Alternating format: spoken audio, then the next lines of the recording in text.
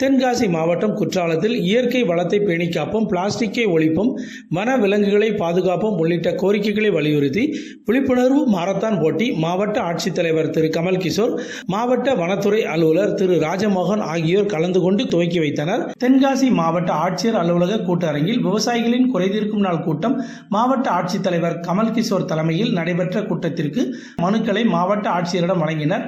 இதுகுறித்து விவசாயிகள் பயன்பெறும் வகையிலும் உரிய நடவடிக்கை மேற்கொண்டு 10 நாளுக்குள் பதிலளிக்குமாறு அனைத்து துறை அலுவலர்களையும் மாவட்ட ஆட்சியர் அறிவுறுத்தினார்.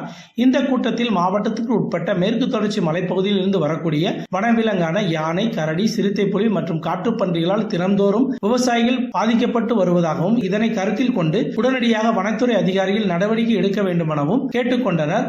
தென்காசியில் தேர்தல் பறக்கும் படை அதிகாரிகள் சோதனையை இரவோடு இரவாக துவங்கினர்.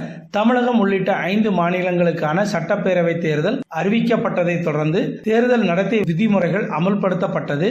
அதைத் தொடர்ந்து தென்காசி மாவட்டத்திற்குட்பட்ட சங்கரன்கோவில், வாசுதேவநல்லூர், கடையநல்லூர், தென்காசி, ஆலங்குளம் என 5 சட்டமன்ற தொகுதிக்குட்பட்ட பகுதிகளில் தேர்தல் கண்காணிப்பு நடவடிக்கைகளை இரவோடு இரவாக தீவிரப்படுத்தப்பட்டுள்ளன.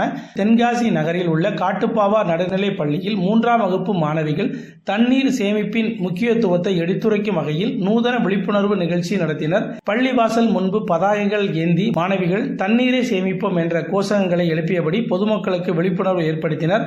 மாணவிகளின் இந்த விழிப்புணர்வு நடவடிக்கை பெற்றோர் மற்றும் அவ்வழியாக சென்ற பொதுமக்கள் மத்தியில் பெரும் கவனத்தை ஈர்த்தது. இந்திய தேர்தல் ஆணையத்தின் உத்தரவுக்கிணங்க வருகின்ற 2026 சட்டமன்ற பொது தேர்தலில் 100% வாக்குப்பதிவு குறித்தும் இளம் வாக்காளர்களுக்கிடையே பல்வேறு விழிப்புணர்வுகளை ஏற்படுத்தப்பட்டு வருகிறது. அந்த வகையில் தென்காசி மாவட்டம் குற்றாலத்தில் உள்ள பராசக்தி மகளிர் கல்லூரியில் 100% வாக்களிப்பதை உறுதி செய்யும் நோக்கில் சிறப்பு விழிப்புணர்வு நிகழ்ச்சி நடைபெற்றது. இந்த நிகழ்ச்சியில் மாவட்ட ஆட்சித்தலைவர் கமல் கிஷோர் கலந்து கொண்டு மாணவிகளுக்கு வாக்குரிமையின் முக்கியத்துவத்தை விளக்கினார். தொடர்ந்து நமது கடமை என் வாக்கு விற்பனைக்கல்ல, இந்திய ஜனநாயகத்தை பங்கு பெறுவோம் என்ற உறுதிமொழியையும் ஏற்றுக்கொண்டனர். மேலும் 1950 என்ற தேர்தல் உதவி எண்ணின் பயன்பாட்டு குறித்தும் 100க்கும் மேற்பட்டோர் ஒன்றிணைந்து விழிப்புணர்வு எண்ணின் வடிவத்திற்கு வட்டமிட்டபடி கல்லூரி மாணவிகள் நின்றனர். தென்காசி மாவட்டத்தில் வருகின்ற 1/4/2026 புதன்கிழமை அன்று பங்குனி உத்தர திருநாள் நடைபெறுவதை முன்னிட்டு அன்று மாவட்டத்தில் உள்ள அனைத்து பள்ளி கல்லூரிகளிலும் நடைபெற்று வரும் பொது தேர்வுகள் மற்றும் முக்கிய தேர்வுகளுக்கு இடையூறு ஏற்படாத வகையில் அனைத்து மாநில அரசு அலுவலகங்களுக்கும் நிறுவனங்களுக்கும் உள்ளூர் விடுமுறை நாளாக அறிவித்து ஆணையிட்டு உள்ளார் மாவட்ட ஆட்சித்தலைவர் கமல் கிஷோர்.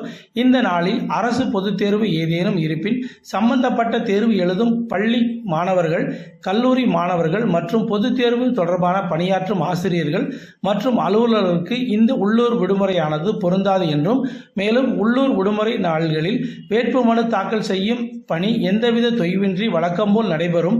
மேலும் தேர்தல் பணிகள் ஈடுபட்டுள்ள அனைத்து துறை அலுவலர்களுக்கும் இந்த உள்ளூர் விடுமுறை பொருந்தாது என்றும், மேலும் உள்ளூர் விடுமுறையை ஈடு செய்யும் வகையில் 11/4/2026 சனிக்கிழமை அன்று தென்காசி மாவட்டத்திற்கு வேலை நாளாக அறிவிக்கப்பட்டுள்ளது என்றும் மாவட்ட ஆட்சியர் செய்திக்குறிப்பில் தெரிவித்துள்ளார்.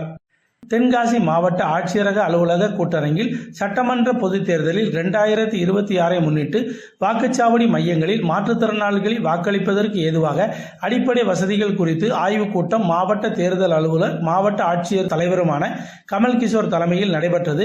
இந்த கூட்டத்தில் வாக்குச்சாவடி மையங்கள் மாற்றுத்திறனாளிகள் வாக்காளர்களுக்கு வாக்களிப்பதற்கு ஏதுவாக அனைத்து அடிப்படை கட்டமைப்புகள் பராமரிக்கப்பட வேண்டும். மாற்றுத்திறனாளிகள் வீட்டிற்கு சென்று அவர்களின் வாக்குகளை பதிவு செய்வதற்கான நடவடிக்கைகளை மேற்கொள்ள வேண்டும். வாக்குச்சாவடி மையங்களுக்கு வரும் மாற்றுத்திறனாளிகள் வாக்காளர்களை தன்னார்வலர்கள் கொண்டு வாக்குப்பதிவினை பதிவு செய்வதற்கான பணியை மேற்கொள்ள வேண்டும் போன்றவை குறித்து ஆய்வுக் கூட்டத்தில் விவாதிக்கப்பட்டது.